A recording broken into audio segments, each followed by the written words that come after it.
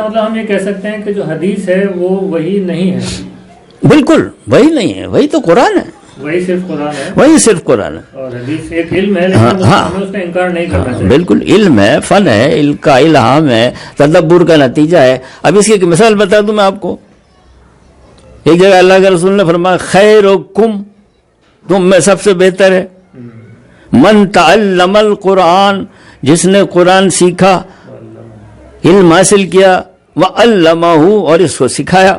یہ وہی نہیں ہے. کیوں؟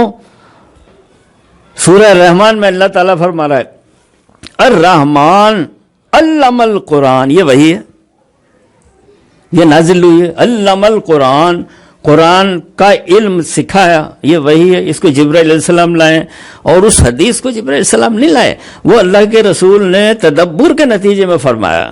اس کا انکار غلط ہے. دیکھیے افراط و تفریط مسلمانوں کا مقدر ہے ہر معاملے میں, غیر مسلموں کا ذکر نہیں کر رہے ہیں, جبکہ اللہ تعالیٰ نے تو منع کیا ہے. اعتدال کی راہ جو ہے امت وسط وہ اختیار کرو. تو اسی طرح سے یہاں بھی افراط و تفریط ہے. کیسے؟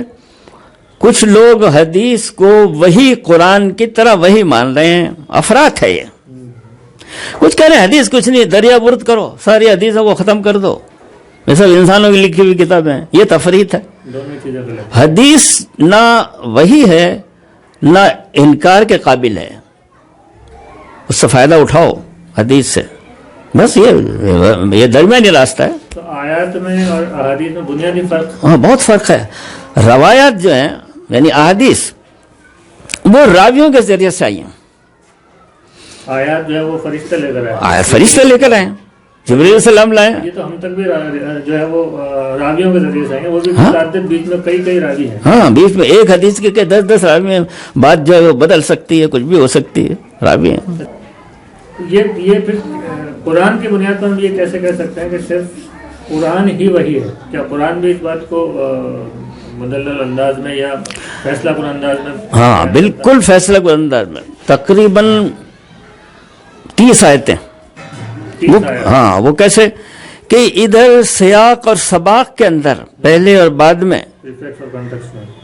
قرآن کا لفظ اور بیچ میں وہی کا لفظ نکال کے دیکھ لیں آپ.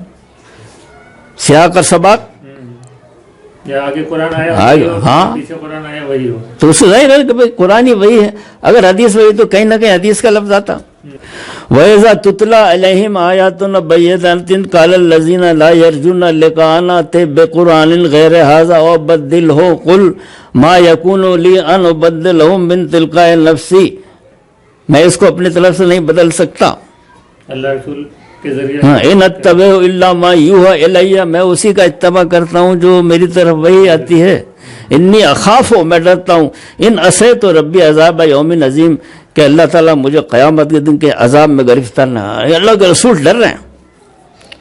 اب دیکھنا چاہیے وَإِذَا تُتْلَى عَلَيْهِمْ آیاتنا بینات, اللہ کے رسول آیات بیان کر رہے ہیں, منظر آ گیا سامنے, وہی متلو, پورا قرآن وہی متلو سے ہی بھرا پڑا ہے, غیر متلو کہیں ذکر ہیں.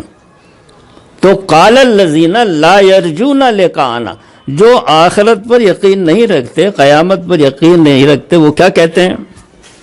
ائت بقرآن غیر ھذا, اس قرآن کے علاوہ کوئی اور قرآن لاؤ.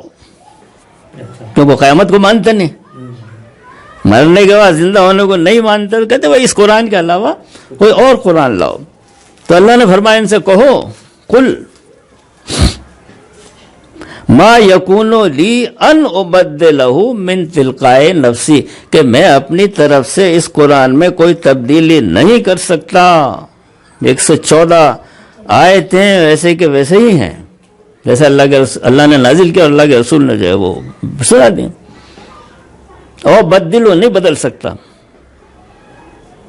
ان اتبع الا ما یوحى الی, اب دیکھیں وہی کا لفظ آ گیا, اوپر قرآن کا ذکر ہے, نیچے وہی کا ذکر ہے. میں تو اسی وہی کا اتباع کرتا ہوں جو میرے اوپر نازل ہو رہی ہے.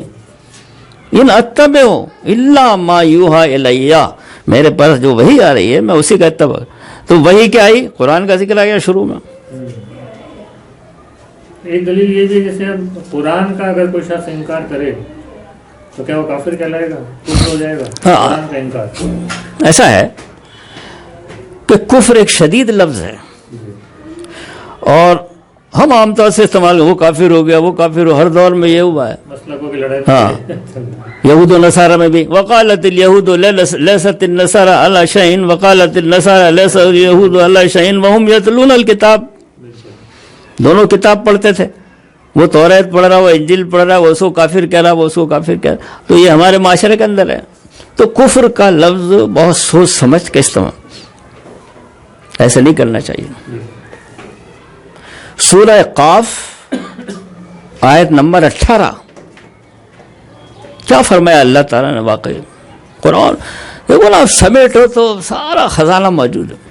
ما یلفظ من قول، انسان کی زبان سے کوئی لفظ نہیں نکلتا، الا لدیہ، کہ اس کے پاس موجود رہتا ہے رقیب عتید، ایک فرشتہ جو اس کا نگہبان ہے اور اس کو اچکنے کے لیے تیار ہے کہ اس نے کیا کہا اچک لو، اور قیامت کے دن ثبوت کے طور پہ پیش کرنا اس نے یہ بکواس کی تھی۔